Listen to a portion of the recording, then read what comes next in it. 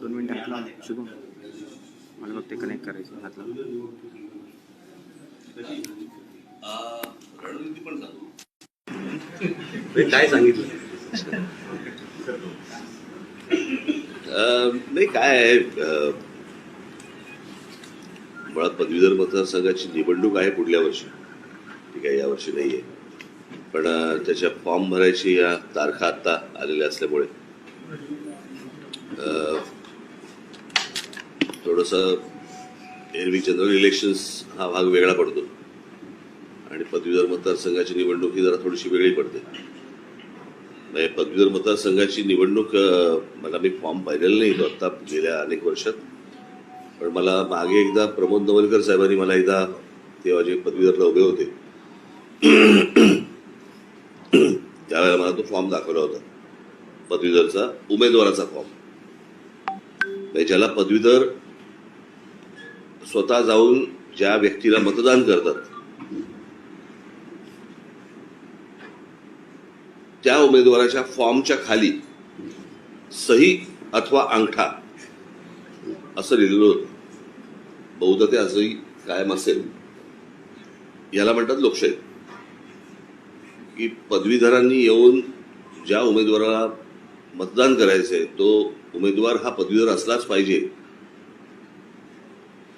अशी काही त्याच्यामध्ये अट नाही. त्याच्यामुळे मला आजपर्यंत कधी कळलं नाही या पदवीधर मतदारसंघाची निवडणुका का होतात आणि कशासाठी होतात आणि का, त्याचा मूळ उद्देश काय.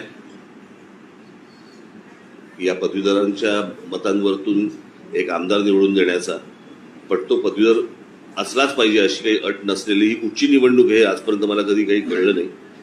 तर ती निवडणूक आहे आणि त्या निवडणुकीचे फॉर्म भरायची प्रोसेस सध्या आहे आणि त्या निमित्ताने मुंबईमध्ये आणि मुंबई पदवीधर मतदारसंघ, त्याच्यानंतर कोकण मतदारसंघ, पदवीधर मतदारसंघ याच्या निवडणुका लागल्या आणि त्याच्या तयारीसाठी म्हणून मी आलो होतो.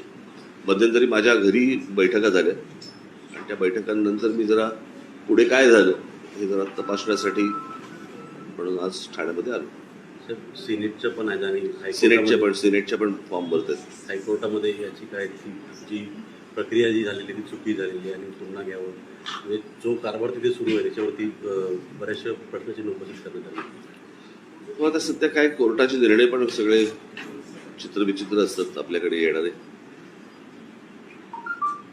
म्हणजे फटाके कधी लावायचे हे पण आता कोर्ट ठरवणार, सण कशी साजरी करायची हे पण आता कोर्ट ठरवणार. पण कोर्टाने दिलेले आदेश जे पाळले जात नाहीत त्याच्याकडे नंतर लक्ष देणार नाहीत कोर्ट. महाराष्ट्रामध्ये मराठी पाट्या झाल्या पाहिजेत ही जी ज्याच्यासाठी आमची आंदोलनं झाली आणि ज्या आंदोलनानंतर महाराष्ट्रामध्ये अनेक शहरांमध्ये तुम्हाला मराठी पाट्या दिसायला लागल्या, त्या मराठी पाट्यांच्या विरोधात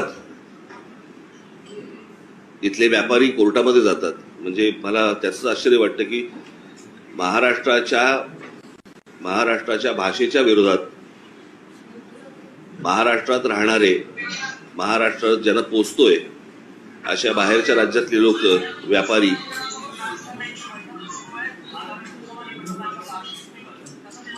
ब्लॉक कर ना, बाहेर जा. व्यापारी कोर्टामध्ये जातात. परंतु मी सुप्रीम कोर्टाचे आभार मानेन की त्यांनी त्या त्या राज्यांमध्ये त्या त्या भाषेचा मान राखला गेला पाहिजे आणि तिथे मराठी पाट्या आल्या पाहिजेत, सगळ्या झाल्या पाहिजेत असा आदेश दिला. पण आदेश दिल्यानंतर देखील अजूनही त्या प्रकारचा उत्साह किंवा त्या प्रकारचा प्रक्रिया ही मला सरकारकडनं होताना दिसत नाही. कदाचित पुन्हा आम्हालाच हातपाय हलवावे लागतील. तर त्याच्यामुळे काही गोष्टी चांगल्या होत आहेत, काही गोष्टी बरोबर होत नाही आहेत कोर्टाच्या दृष्टिकोनातून. सर, 5 राज्यांच्या निवडणुका ज्या आहेत त्या आता सुरू झालेल्या आहेत.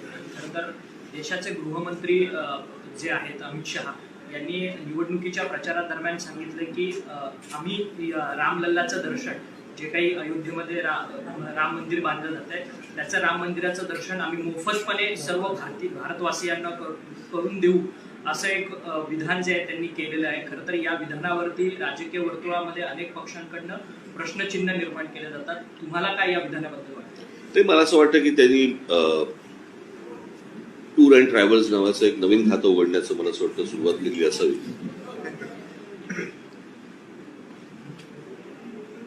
तुम्ही काय कामं केली असं वाटतं याच्यावरती निवडणुका लढवा ना. राम मंदिराच्या दर्शनाचे आमिष कसली दाखवताय तुम्ही? इतकी वर्ष तुम्ही तिकडे सत्तेमध्ये आहात, त्या सत्तेमध्ये काय काय गोष्टी केल्या मला असं वाटतं ह्या लोकांसमोर येणं गरजेचं आहे. बघू आता काय निर्णय लागतात माहिती आहे मला. सर, निवडणूक आयोग ज्या पद्धतीने यापूर्वीच्या निवडणुकांमध्ये निवडणूक आयोग जी होती ती पारदर्शकपणे काम करायची आणि प्रत्येक पक्षांवरती जर पक्षांनी जी काही आमिष दाखवली निवडणुकीच्या दरम्यान त्यावरती आक्षेप घ्यायची, परंतु आता ज्या पद्धतीने निवडणुकीचा प्रचार सुरू आहे त्या प्रचारावरती निवडणूक आयोगाचा कोणत्याही प्रकारे आक्षेप दिसून येत नाही, फक्त विरोधी पक्षांवरती आक्षेप निवडणूक आयोगाचा दिसून येतो. मला आता रविवारी फायनल्स आहेत ना, आणि आता सेमीफायनल कधी आहे त्यांच्या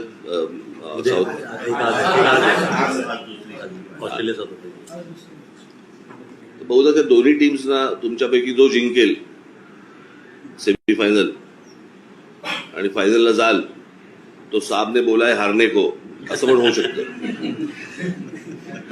इंडिया वर्ल्ड कप जिंकणं हा निवडणुकीचा रणनीतीचा भाग आहे. नाही निवडणुकाला लोकसभेच्या नाही, लोकसभा खूप लांब आहे अजून. चंद्रावर गेलेले यान विसरले लोक वर्ल्ड कप थोडी लक्षात ठेवणार आहेत. ते पण एवढ्या गोष्टी लक्षात रोजच्या रोज इतक्या धडा गोष्टी त्या आपटत असतात आपल्या त्या मोबाईलवरती आणि सगळ्यावरती. लोकांना आहे कुठे वेळ? सर, महाराष्ट्रात कधी नव्हे तेवढ्या जातीयवाद उफाळून येतोय, तुम्ही याकडे कसं बघता? मी बोललो होतो की इथे ठाण्यातच बोललो होतो ना की महाराष्ट्रामध्ये कधी कसं होतं, जात ही गोष्ट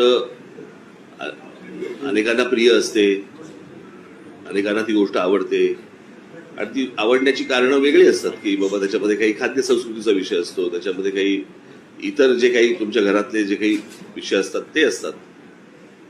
त्याच्यामुळे स्वतःच्या जातीबद्दल अभिमान असणं किंवा स्वतःच्या जातीबद्दल आपलेपणा असणं हे आजपर्यंत महाराष्ट्रामध्ये होत होतं.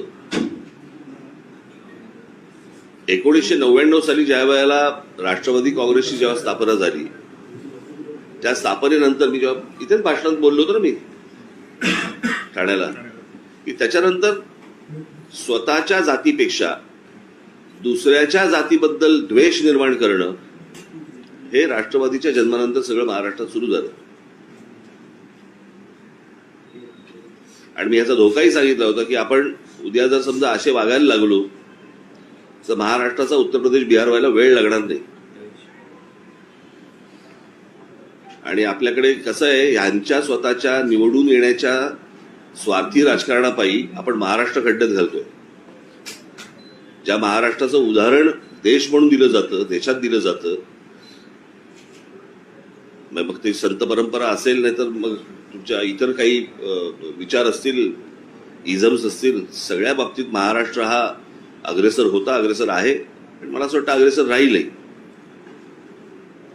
पण ह्या इमेजचं जी काही वाट लावण्याचे प्रकार जे सुरू आहेत, दुर्दैव, अजून काय म्हणणार त्याला. सर, महाराष्ट्रासह देशात ठाकरे आडनाव एक महानतम मध्ये घडलं जातं की ते जातपात मानत नाही, ते उघडपणे बोलतात नाही, तसं करतात. दुर्दैवाने पक्षामध्ये तसं चित्र दिसत नाही.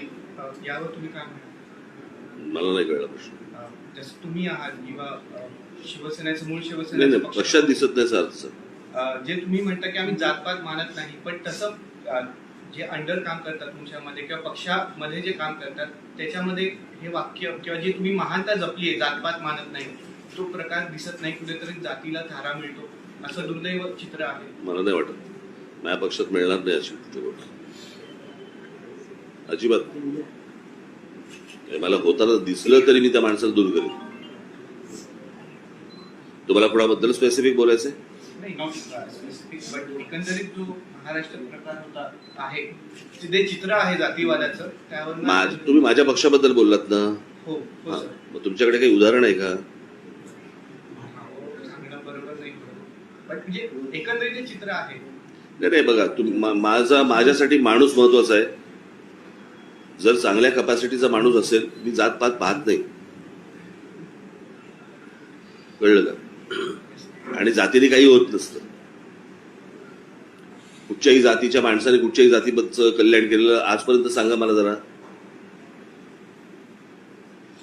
या फक्त बोलायच्या गोष्टी असतात. वाजपेयींच्या काळामध्ये देखील राम मंदिर किंवा हिंदुत्वाचा मुद्दा ह्या निवडणुकांमध्ये किंवा या प्रकाराचा होता. आता मात्र भाजप सरळ ज्या पद्धतीने ईडी आणि इन्कम टॅक्स असेल, सीबीआय असेल किंवा राम मंदिराचा जो मुद्दा पुढे येते, वाजपेयींच्या काळातला हे सगळं भाजप विसरून पुढे चाललंय वेगळ्या पद्धतीने. तर तो काळच वेगळा होता, ती जनरेशन पण वेगळी होती, विचार करण्याची पद्धत वेगळी होती. आत्ताची पद्धत खूप निराळी आहे त्यांची. आणि हे काही अशा प्रकारच्या धाडी आणि अशा प्रकारच्या गोष्टी फार काळ टिकत नसतात. नंतर त्यांनाही समजायला लागतं की हे उलटून आपल्या पण अंगावरती येईल. मागे म्हटलं होतं ना की सत्तेचा अमरपट्टा कोणी घेऊन आलेला नसतो. अशा अनेक जगामध्ये अशी तुम्हाला अनेक उदाहरणं देता येतील की तुम्हाला असं वाटलं की बाबा हे कधी जाणारच नाही, पण अनेक जण गेले की. म्हणजे जी काय म्हणू आपण 50-56 वर्ष 58 वर्ष जी काय काँग्रेसने जे काय राज्य केले या देशावरती, कधी आपण विचार केला होता की काँग्रेसचं ही परिस्थिती निर्माण होईल? गेल्या वेळेला मला असं वाटतं किती 44 खासदार निवडून आले होते ना, 55. असं कधी काँग्रेसचं होईल असं तुम्हाला कधी वाटलं होतं का?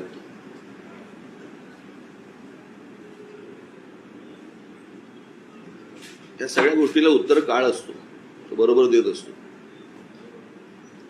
आणि खाली काठी नाही पडली ना तर परमेश्वराची काठी असतेच ना.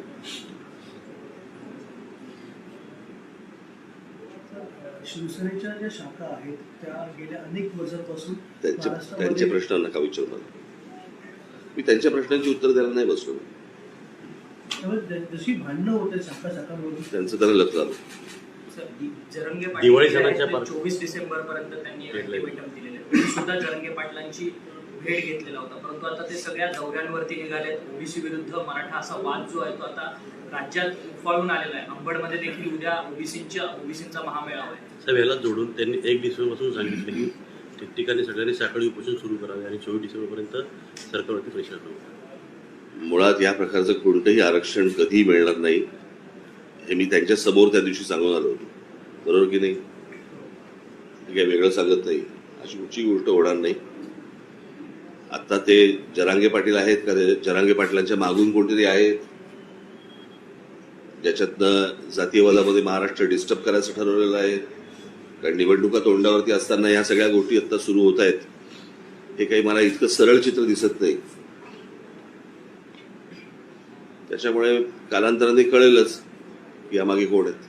मूळ मुद्दे भरकटले जातात. अर्थातच ना, म्हणूनच सांगतो ना, अनेक विषय असे येतात की ज्याच्यामध्ये तुम्हाला ज्याने तुम्ही त्रस्त आहात ते विषय तुमच्या डोक्यात येताच कामा नाहीत. डायव्हर्ट करण्याचे विषय असतात. जाऊन दे ना, सोड ना, गप्पा मार रे. एक शेवटचा प्रश्न. प्रश्नच नाही तुझ्याकडे.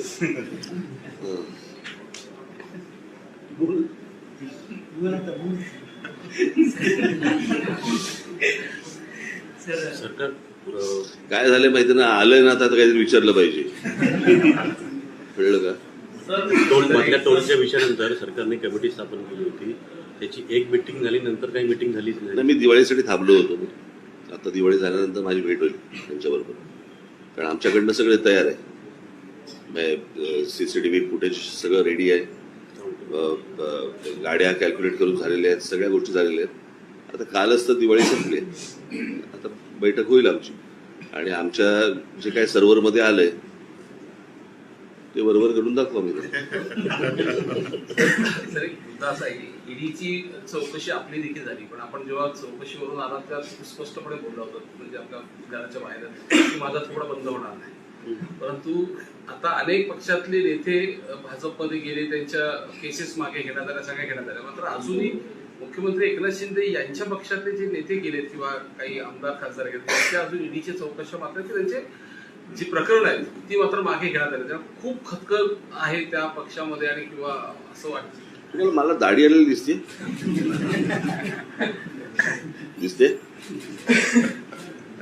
नाही ना, मी शिंदे नाही, मी याची उत्तर नाही देऊ शकत. तुम्ही एकंदरीत त्याला ज्या पद्धतीने उत्तर दिलं तर अजूनही ह्यांच्यामध्ये खूप अस्वस्थता आहे दिसते. तुम्हाला काय त्यातून जाणवते का? बघू, हळूहळू कळेल, सगळ्या गोष्टी कळतील, तुम्हालाही कळतील, ठाणेकरांना. सर काका पुतळ्या पुन्हा भेटले मला समजतच नाही काय चाललंय. मला सध्या महाराष्ट्राची जी राजकीय परिस्थिती आहे ही इतकी संभ्रमावस्थेतली घाणेरडी राजकीय परिस्थिती मी आजपर्यंत इतक्या वर्षात पाहिलेली नाही. आणि याचं एकमेव कारण लोक हसण्यावारी नेतात ह्या सगळ्या गोष्टी. जो मतदार आहे तो या सगळ्या हे मुळात ह्या सगळ्या गोष्टी ही मतदारांची प्रतारणा आहे, मतदारांचा अपमान आहे. आणि त्या अपमानाचा राग जोपर्यंत मतदारांना येत नाही की हे सगळेजण आपल्याला ज्या प्रकारे उघड, बरं आता पूर्वी तर कसं होतं थोडंसं लपून तरी असायचं, आता तर उघड म्हणजे तुमचा विचारच करायला तयार नाहीयेत.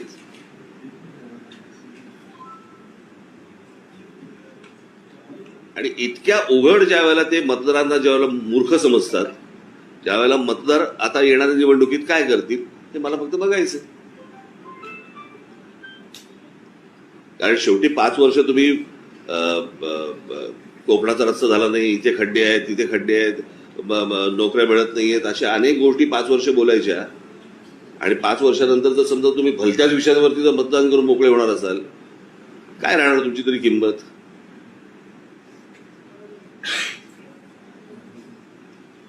शेवटी राजकीय पक्षांना, राजकीय उमेदवारांना मतदारांची भीती तर वाटली पाहिजे.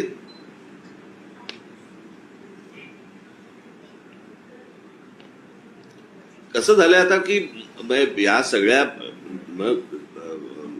जे काय म्हणतात निर्ढावले पण येतं ना जे, ते याच गोष्टीतनं येतं की कायद्याला कोणी विचारत नाहीये, मतदारांना कोणी विचारत नाहीये.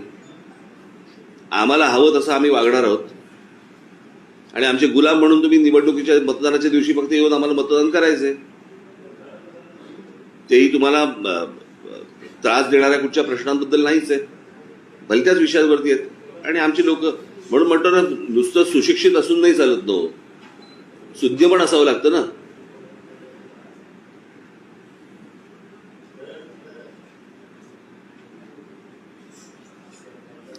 बहिणाबाई चौधरी या जरी कमी शिकलेल्या असल्या तरी त्यांनी जे लिहून ठेवलं ते शून्यपणाचं लक्षण आहे ना. कोणी विचारलं नाही ना सुशिक्षित किती आहात, किती ग्रॅज्युएट झाला, किती काय झालं, कोणी विचारलं नाही. मला असं वाटतं ज्या दिवशी तो शून्यपणा वाढेल ना त्या दिवशी या सगळ्या गोष्टी कमी होतील. चला सर 24 डिसेंबर नंतर एकही दिवस सरकारला जाणार नाही असं जरांगे म्हणतात. पुढचं आंदोलन जे असेल ते मुंबईत असणार, त्यामुळे कायदा सुव्यवस्था देखील निर्माण होऊ शकते. जरांगे म्हणतात की 24 डिसेंबर नंतर एकही दिवस सरकारला जाणार नाही आणि पुढचं आंदोलन 25 डिसेंबरला ते काय सांताक्लॉज म्हणून येणार का? बघू आता काय करतात नंतर बघू. मी येतो.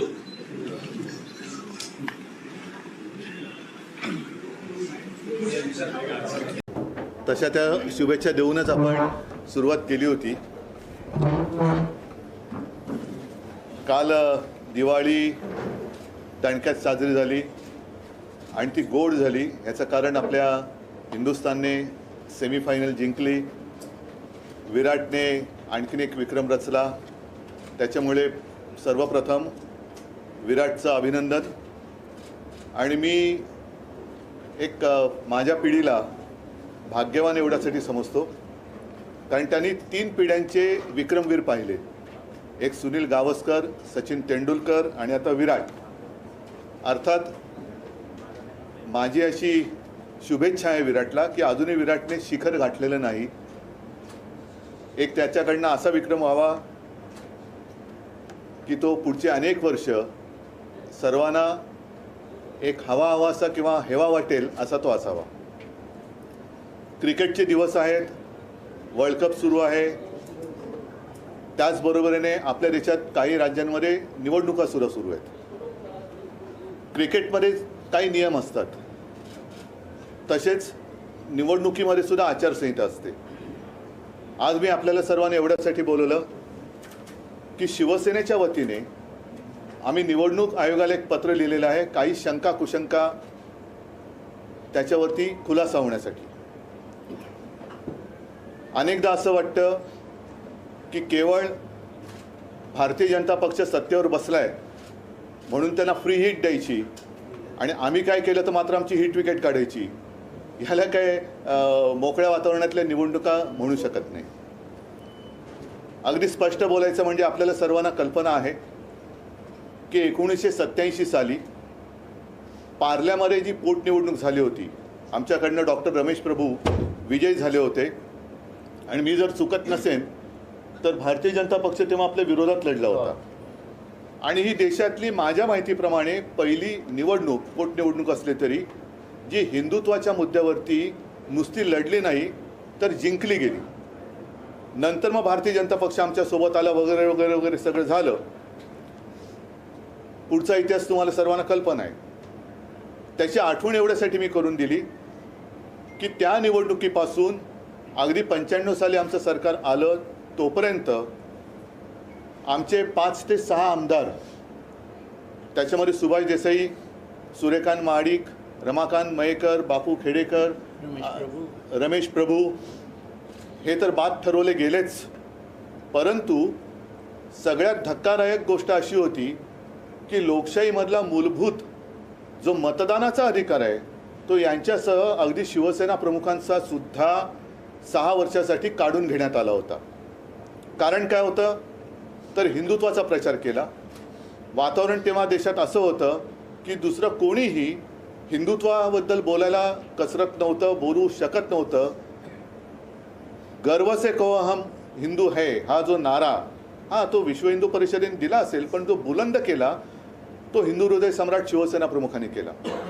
मंदिर वही बनाएंगेचे ते दिवस होते. निवडणुका अगदी तेव्हा जोरात लढल्या जात होत्या आणि केवळ हिंदुत्वाचा प्रचार केला, मंदिर वही बनाएंगेचा प्रचार केला म्हणून या सर्वांवरती कारवाई केली गेली. हिंदू हृदय सम्राटांवरती सुद्धा जे कधी आयुष्यात निवडणूक लढणारच नव्हते त्यांना निवडणूक लढवण्यापासून लांब ठेवण्यात आलं आणि परत एकदा सांगतो मतदानाचा अधिकार काढण्यात आला होता. आज मात्र आम्हाला जरा असं वाटते की निवडणूक आयोगाने आचारसंहितेत किंवा निवडणुकीच्या नियमावलीत काही बदल केले असावेत अशी एक शक्यता वाटायला लागलेत. बदल केले असतील आम्हाला अडचण काहीच नाही आहे, पण केले असतील तर ते सर्वांना सारखे असायला पाहिजेत आणि सर्वांना ते वेळेमध्ये कळले पाहिजेत. हे एवढ्यासाठी मी सांगतोय कारण गेल्या काही महिन्यांपूर्वी ज्या राज्यांच्या निवडणुका झाल्या त्याच्यात कर्नाटक एक राज्य असं होतं की जिथे स्वतः पंतप्रधान मोदीजींनी बजरंगबली की जय बोलून मतदानाचं बटन दाबण्यासाठी जनतेला आवाहन केलं होतं. काल परवाकडे अमित शहा म्हणजे देशाचे गृहमंत्री यांनी मध्य प्रदेशच्या निवडणुकीमध्ये जर तुम्ही भाजपला निवडून दिलं तर अयोध्येला जायला तुम्हाला खर्च येणार की नाही येणार. लोक म्हणाली येणार. मग ते बोले मैं कहता हूँ नहीं आएगा. ज्याने जे आम्हाला मतं देतील त्यांना आम्ही रामलल्लाचं दर्शन फुकट देऊ असं त्यांनी जाहीर केलं. त्याच्यामध्ये 2 गोष्टी आहेत. एक तर पहिली मागणी आमची अशी आहे अमित शहाजींकडे की आपण देशाचे केंद्रीय मंत्री आहात, गृहमंत्री आहात, तुम्ही मध्य प्रदेशपुरती ही मागणी लावून न धरता देशातल्या कानाकोपऱ्यात जेवढे रामभक्त आहेत त्यांना त्यांच्या सोयीनुसार जेव्हा वाटेल त्यावेळेला मोफत अयोध्यावारी भाजपातर्फे करावी ही आमची आग्रही मागणी आहे. मग ते अगदी मणिपूरमधले लोक असू देत, अगदी कर्नाटकातले असतील, कन्याकुमारीचे असतील, कुठलेही असतील. नाहीतर ते काय करतील की येत्या 22 जानेवारीला मला असं वाटतं राम मंदिराचं उद्घाटन आहे आणि माझ्या माहितीप्रमाणे देशातनं एक 5-10 करोड लोक ते तिकडे आणणार आहेत, आणू शकतात, त्यांची ताकद आहे तेवढी. तर ते सांगतील की बघा त्यावेळेला सगळ्यांना फुकट आणलंच ना आम्ही. तसं नाही, रामलल्लाचं दर्शन राम भक्तांना जेव्हा वाटेल तेव्हा ते त्यांनी घडून दिलं पाहिजे. आणि ज्या अर्थी आमचे माननीय पंतप्रधान मतदान करताना बजरंगबली की जय बोलून मतदान ते वोटिंग मशीनचं बटन दाबा सांगतायत, तर मग हा नियम आता निवडणूक आयोगाने शिथिल केला असेल तर आम्ही देखील येत्या निवडणुकीत मी माझ्या जनतेला आवाहन करतो की जय भवानी जय शिवाजी म्हणून मतदान करा, हर हर महादेव म्हणून मतदान करा, जय श्रीराम म्हणून मतदान करा आणि राज्यकर्त्यांना सुबुद्धी मिळो म्हणून गणपती बाप्पा जय, गणपती बाप्पा मोरया म्हणून सुद्धा तुम्ही मतदान करा. तर याबाबत निवडणूक आयोगाने खुलासा करण्याची गरज आहे की हे बंधन जे पूर्वी होतं ज्याच्यावरनं हिंदू हृदय सम्राटांचा मतदानाचा अधिकार काढण्यात आला होता, मग तो योग्य होता, ती शिक्षा किंवा तुम्ही जे काही निर्णय घेतला तो योग्य होता की आत्ता हे जे पंतप्रधान आणि गृहमंत्री करतात ते योग्य आहे, हे त्यांनी सांगणं मला असं वाटतं देशाच्या जनतेला आणि आम्हाला सुद्धा उत्सुकता आहे की आचारसंहितेत जर काय त्यांनी बदल केला असेल तर तो केव्हा केला, कधी केला आणि तो केवळ भाजपलाच सांगितला आणि आम्हाला सांगितला का नाही, ही सुद्धा आमची एक मला असं वाटतं रास्त मागणी आहे. तर त्याच्याबद्दल आम्ही एक पत्र निवडणूक आयोगाला आज सकाळी पाठवलेलं आहे. आपल्याकडे सुद्धा ते पत्र सर्वसामान्य मतदारांसाठी आणि देशातल्या जनतेला माहिती व्हावं की अरे माझा अधिकार हा काय आहे, मी या असं करू शकतो की नाही करू शकत. कारण पूर्वी या सगळ्या गोष्टी फार स्वतःहून निवडणूक आयोग दखल घेत होती. आत्तासुद्धा मला असं कळलं की राहुल गांधी, प्रियांका गांधींना निवडणूक आयोगाने स्वतःहून नोटिसा पाठवलेल्या आहेत. केजरीवाल त्यांनासुद्धा त्यांनी नोटीस पाठवलेली आहे. म्हणजे निवडणूक आयोग जागरूक आहे. मी निवडणूक आयोगाला काही टीका करण्यासाठी बोलवलेलं नाही, बोलत नाही आहे किंवा जे मोदी किंवा अमित शहाजींनी केले ते सुद्धा काही चुकीचं आहे असं माझं म्हणणं नाही आहे.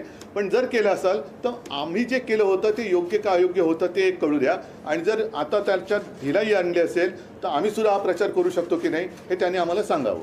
हा आजचा एक मूळ मुद्दा आहे. त्या अनुषंगाने आपल्याला काही विचारायचं असेल तर विचारा. पण मला अपेक्षा आहे की निवडणूक प्रचार संपायच्या आत निवडणूक आयोगाने, केंद्रीय निवडणूक आयोगाने देशातील सर्व राजकीय पक्षांना आणि मतदारांना या निर्णयाबाबत सरकारी भाषेत अवगत करावे. पत्र लिखा है, पत्र में किस चीज के बारे में जो है वो मुद्दा हाईलाइट किया है और सर इंडियन टीम के बारे में भी बता दीजिए. नहीं, मेरी इंडियन टीम, अपनी इंडियन टीम ना, भारतीय टीम, ये हिंदुस्तान की टीम पहले तय करो. नहीं, अपनी जो टीम है हिंदुस्तान की टीम है, मैं तो उनका अभिनंदन करता हूं और फाइनल के लिए शुभकामनाएं देता हूं.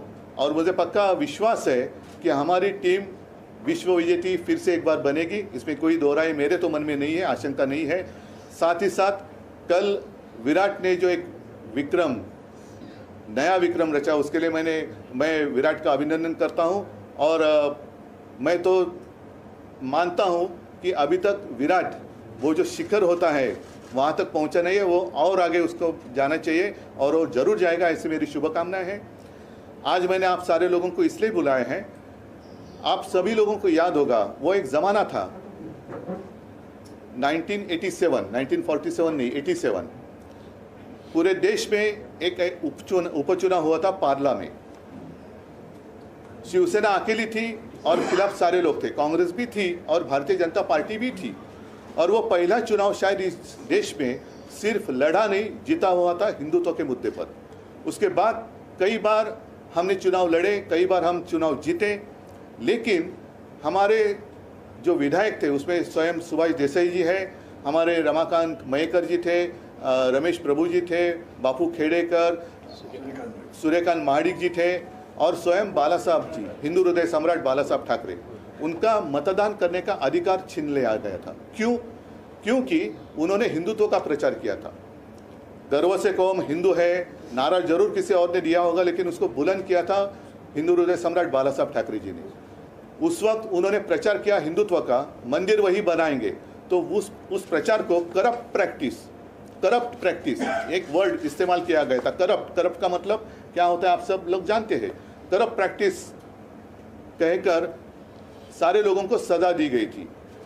तो अब मैं जानना चाहता हूँ, पिछले कुछ महीनों में कर्नाटक में जो चुनाव हुआ था तो हमारे प्रधानमंत्री जी वहाँ गए थे और उन्होंने स्वयं कहा था कि जब भी मतदाताओं को आह्वान किया था कि जब भी आप मतदान करोगे तो बजरंगबली की जय कहकर मतदान का वो जो बटन है वो दबाइए।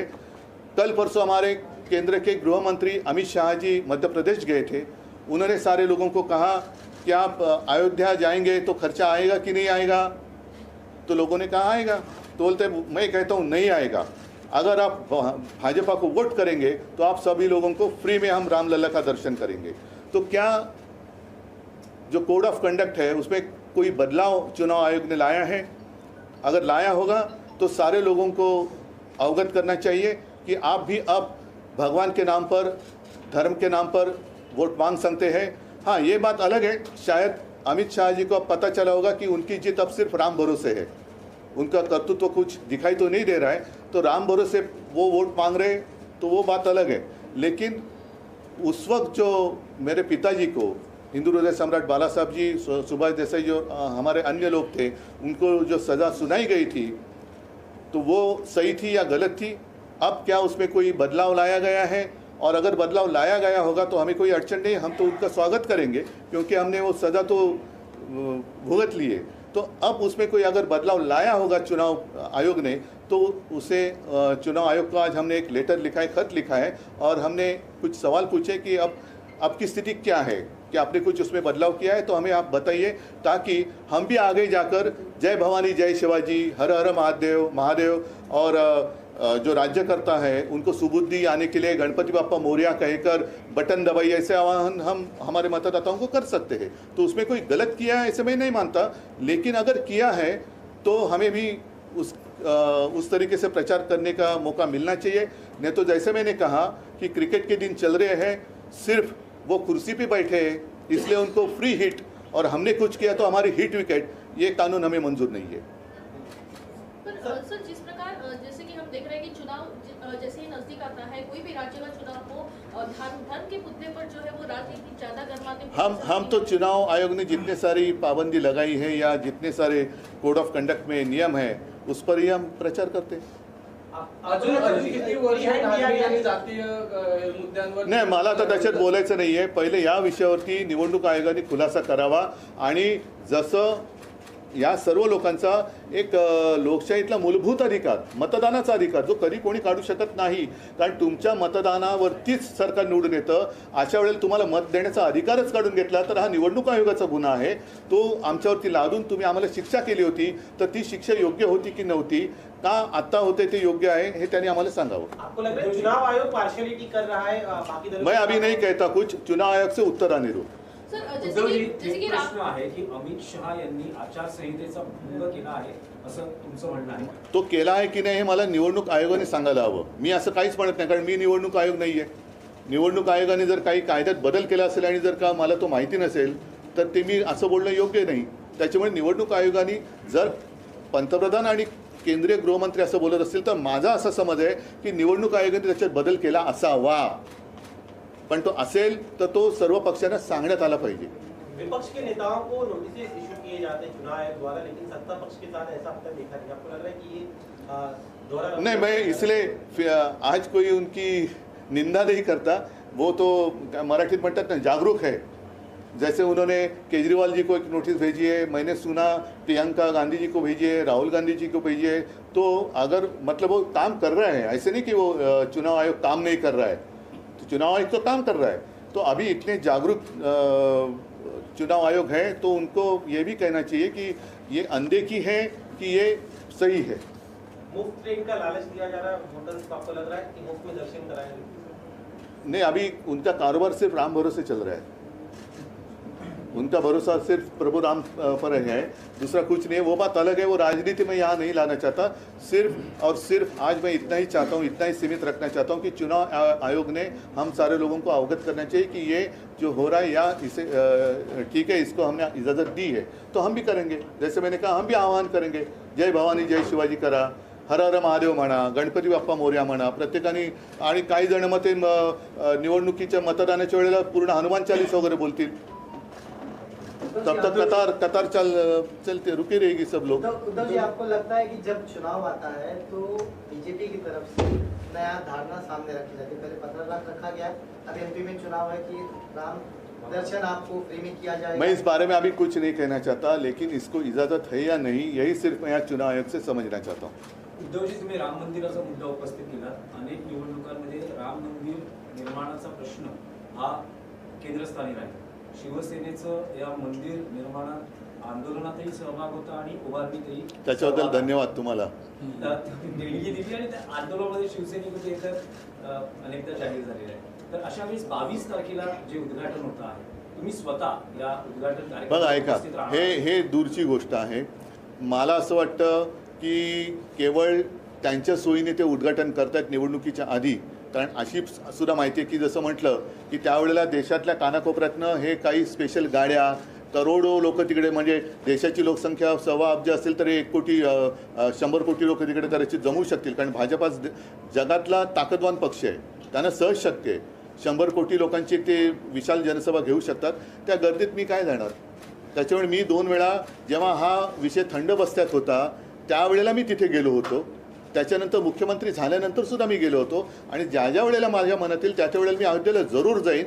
मात्र आज पुन्हा एकदा सांगतो की अमित शहाजी जे म्हणालेले ते केवळ निवडणुकीपुरतं मर्यादित न राहता या देशातल्या ज्याला कोणाला ज्या वेळेला वाटेल तेव्हा त्याची मोफत अयोध्या वारी भाजपनी करावी।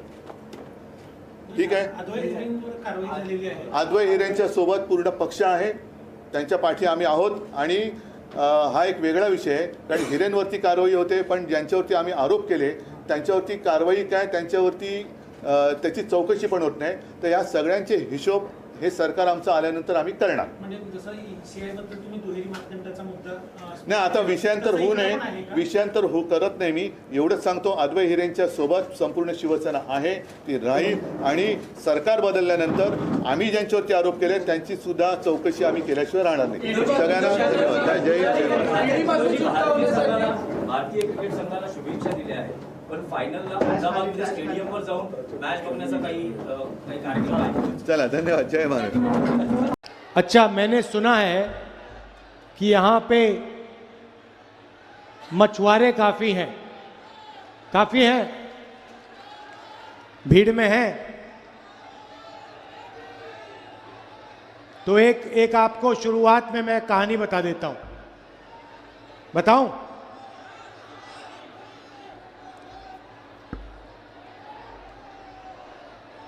पुराना टाइम था, नदी के किनारे एक मछुआरा नाव में बैठा था, दूसरी साइड से एक आदमी आता है, अमीर आदमी था, सूट पहना था, मछुआरे से कहता है, भाई मुझे नदी के पार ले जा सकते हो? तो मछुआरा कहता है, हाँ आ जाइए, आपको ले जाता हूं मैं। तो नाव में वो सब बैठे, दोनों बैठे और नदी के पार चलने शुरू हो गए। रास्ते में सूट वाला आदमी मछुआरे से कहता है, भाई एक बात बताओ, तुम गणित जानते हो? तो मछुआरा कहता है, साहब मैं तो मच्छी पकड़ता हूं, मैं गणित तो नहीं सीखा। अरे भाई तुम गणित नहीं सीखे, कैसी जिंदगी जी रहे हो? मछुआरे ने कहा, साहब मुझे मौका नहीं मिला। थोड़ी देर बाद सूट वाला कहता है, भाई एक बात बताओ,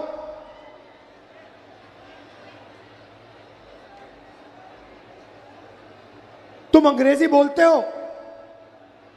मछुआरा कहता है, साहब मैं अंग्रेजी तो नहीं बोलता हूं, मैं अंग्रेजी नहीं सीखा। तो कहता है, भाई तुम जिंदगी में क्या कर रहे हो, तुम अंग्रेजी नहीं सीखे? थोड़ी देर बाद फिर से पूछता है, कहता है, साइंस समझ आती है तुम्हें? मछुआरा कहता है, साहब मैंने साइंस नहीं पढ़ी। तो कहता है, भाई कैसी जिंदगी जी रहे हो तुम? थोड़ी देर बाद पानी बढ़ना शुरू हो जाता है, थोड़ा पानी बढ़ना शुरू होता है तो मछुआरे सूट वाले से पूछता है, भाई तुम तैरना जानते हो क्या? सूट वाला कहता है नहीं जानता। मछुआरा तैर के निकल जाता है, सूट वाला डूब जाता है। तो मेरा कहना है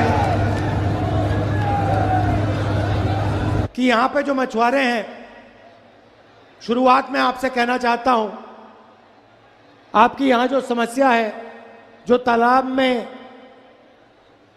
मछली है जिसका फायदा आपको मिलना चाहिए वो आज आपको नहीं मिल रहा है, कॉन्ट्रैक्टर्स को मिल रहा है। जैसे ही हमारी यहां सरकार आएगी जो कुछ ही दिनों में आने वाली है, आपको मछली का पूरा पैसा आपके जेब में जाएगा,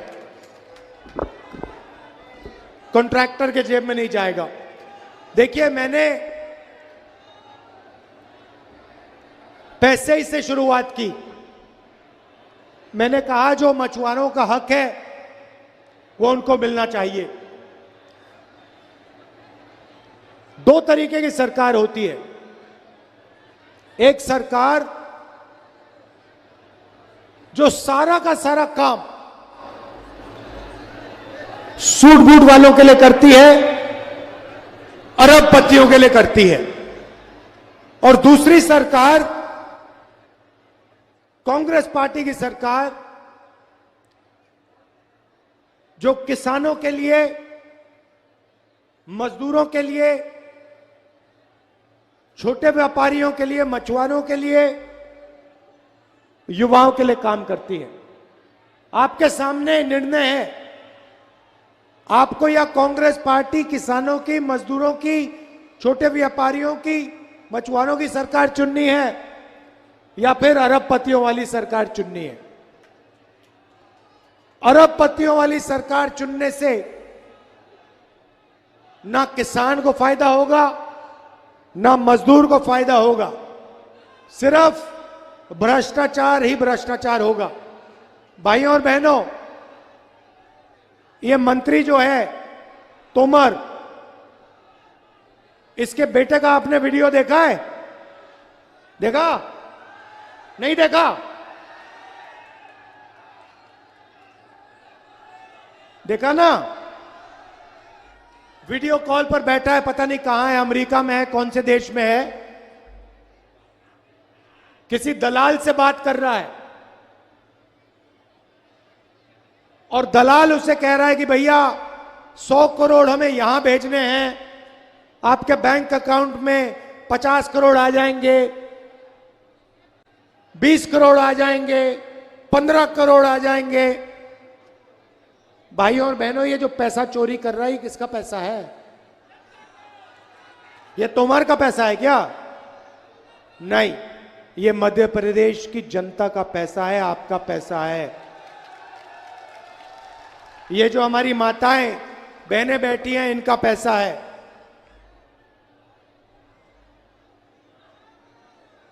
तोमर जी का वीडियो आया, नरेंद्र मोदी जी ने कार्रवाई की, ईडी लगाई, सीबीआई लगाई, इनकम टैक्स डिपार्टमेंट पीछे भेजा तोमर के? नहीं। व्यापम स्कैम हुआ, 1 करोड़ युवाओं को नुकसान हुआ, 40 लोग मरे, नरेंद्र मोदी जी ने कुछ एक्शन लिया? शिवराज जी ने कुछ एक्शन लिया?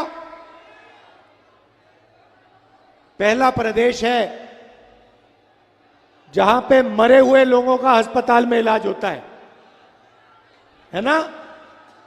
देखो, बीजेपी की टेक्नोलॉजी देखो, मुर्दों का इलाज चल रहा है मध्य प्रदेश में।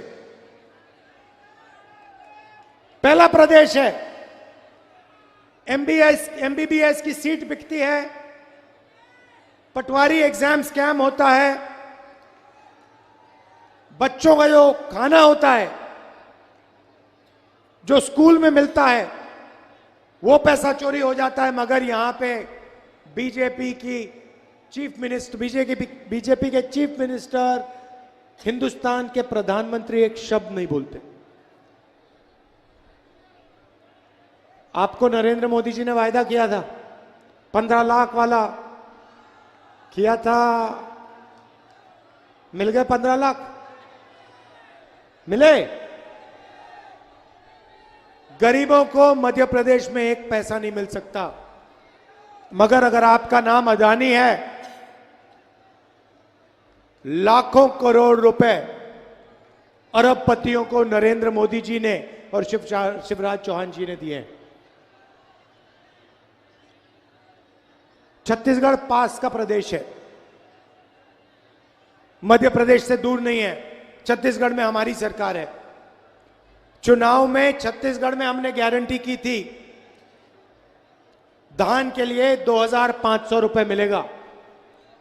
आज तक छत्तीसगढ़ में किसान को 2500 मिलना था, 2800 मिल रहा है वहां पे आज, और 3200 तक जाएगा वो, हमने कह दिया है।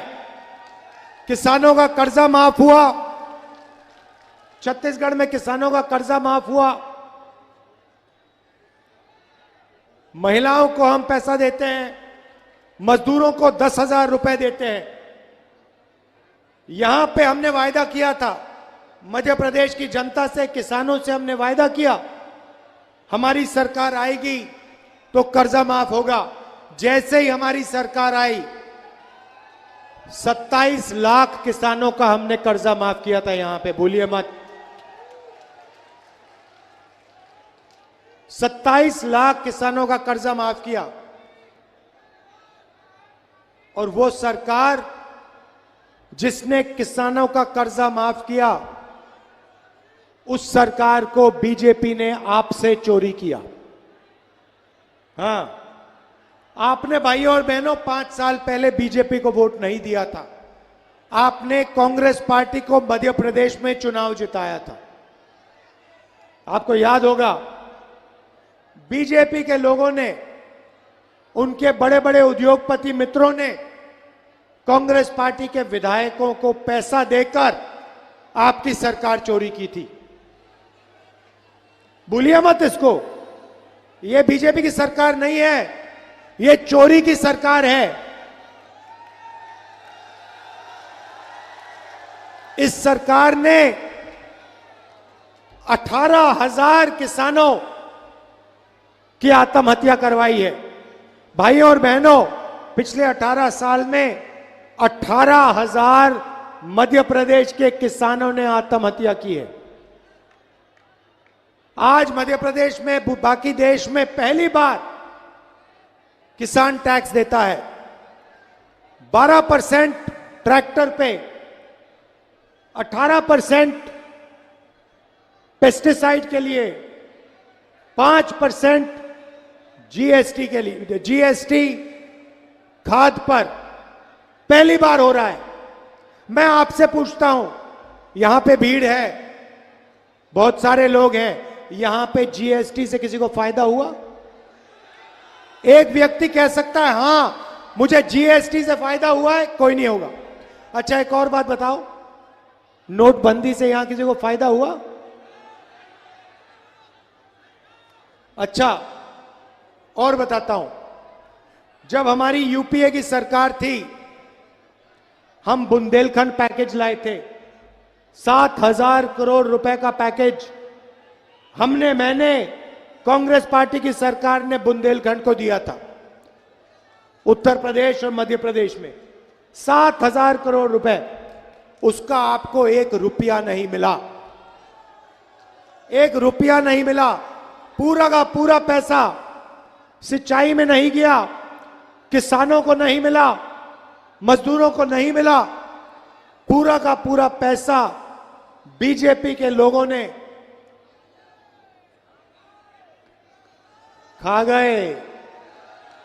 पूरा का पूरा पैसा जो आपका था, जिससे किसानों को फायदा मिलना चाहिए था, वो पूरा का पूरा बीजेपी के लोग खा गए। गया। भाइयों और बहनों, जीएसटी में आप पैसा भरते हो, ये आपका पैसा है। मोटरसाइकिल के लिए पेट्रोल खरीदते हो, आप जीएसटी डालते हो। बिजली के बिल में आपका पैसा, कुछ खरीदते हो जीएसटी जाती है, शर्ट खरीदते हो जीएसटी, चिप्स का पैकेट खरीदते हो जीएसटी, आपका पैसा जाता है, आपके जेब में से जाता है। और शिवराज चौहान जी और नरेंद्र मोदी जी इस पैसे को अरबपतियों को दे देते हैं। भाइयों और बहनों, नरेंद्र मोदी जी ने 14 लाख करोड़ रुपए हिंदुस्तान के अरबपतियों का कर्जा माफ किया है। 14 लाख करोड़। आपका कितना कर्जा माफ किया? 1 रुपया नहीं। तो हमारी सरकार यहां आएगी, जो आने वाली है, सबसे पहला काम हमारा मध्य प्रदेश के किसानों का कर्जा माफ करने का होगा। 2 लाख रुपए तक का लोन आपको माफ करके दे देंगे।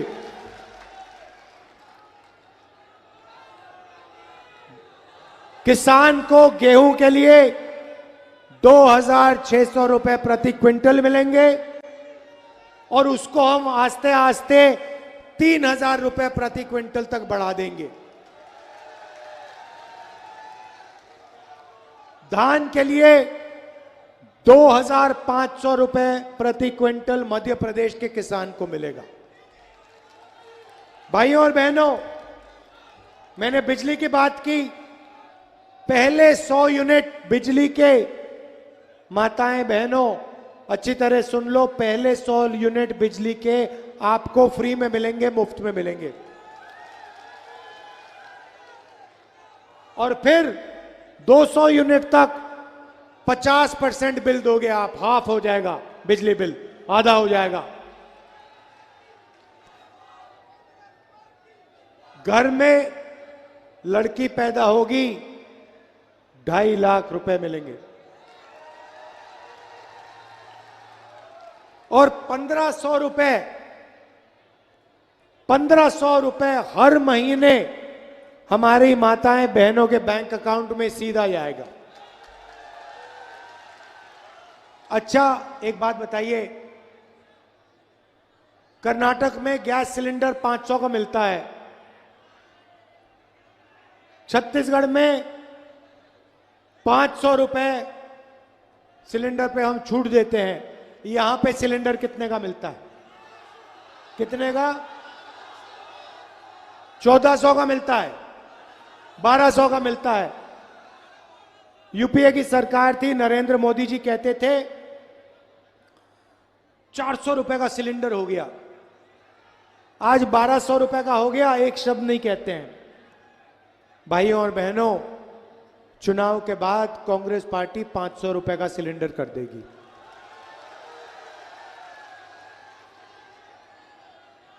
यहां पे ओबीसी वर्ग के लोग हैं। मैं आपको एक और बात कहना चाहता हूं, हिंदुस्तान के लिए सबसे जरूरी काम, मध्य प्रदेश के लिए सबसे जरूरी काम, ओबीसी वर्ग के लिए सबसे जरूरी काम जाति जनगणना है। किसकी कितनी आबादी है वो पता लगाना है। जैसे ही हमारी सरकार आएगी, दिल्ली में सरकार आएगी, हम जाति जनगणना का काम शुरू कर देंगे।